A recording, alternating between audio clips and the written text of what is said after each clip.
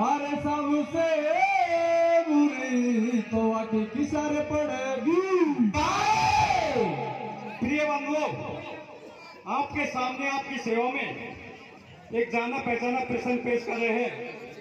श्री कृष्ण और सुदामा जी की एक महान मित्रता। जब बालापन में श्री कृष्ण और सुदामा जी गुरु संदीपन के आश्रम में विद्या पढ़ने के लिए जाया करते थे, तो कुछ दिनों के बाद में वो विद्या को पढ़ करके विद्या में पारंगत हो जाते हैं और अपनी गुरु दक्षिणा चुका करके घर आ जाते हैं। इधर सुदामा जी की भी शादी हो जाती है और सुदामा जी की शादी होते ही उसके घर में महान गरीबी आ जाती है।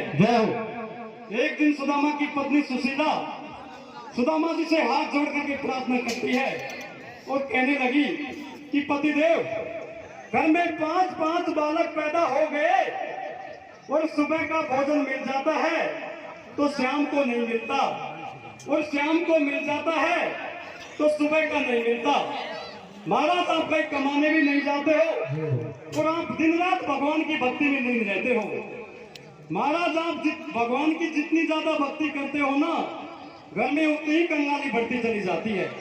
तो देखिए बंधुओं, सुदामा की पत्नी सुशीला सुदामा जी को किस प्रकार से समझा रही है और गरीबी का वकाल किन किन शब्दों में करती है, आगे आप कीर्तन के माध्यम से सुना दे भैया।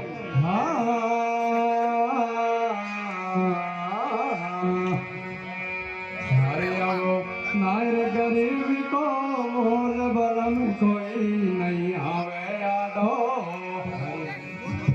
हरे सब बेमतलब की बात लगे मोए सुनता मैं जाड़ो। नायर गरीबी को मोल बलम कोई नहीं आवे यादो। सब बेमतलब की बात लगे मोए सुनवा में जाड़ो। नायर गरीबी को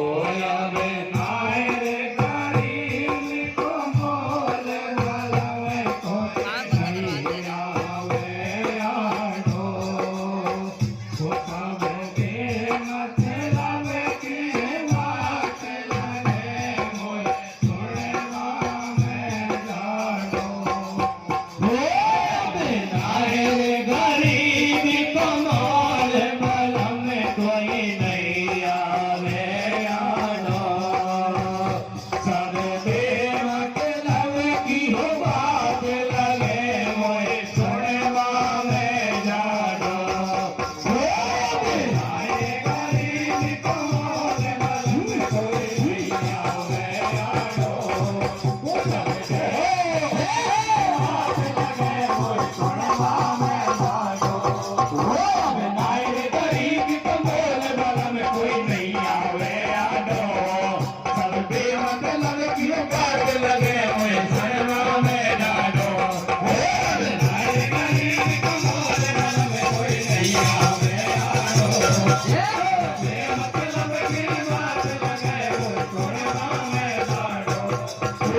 ननक नीर नाय बने धीर जल कोया को समझावे।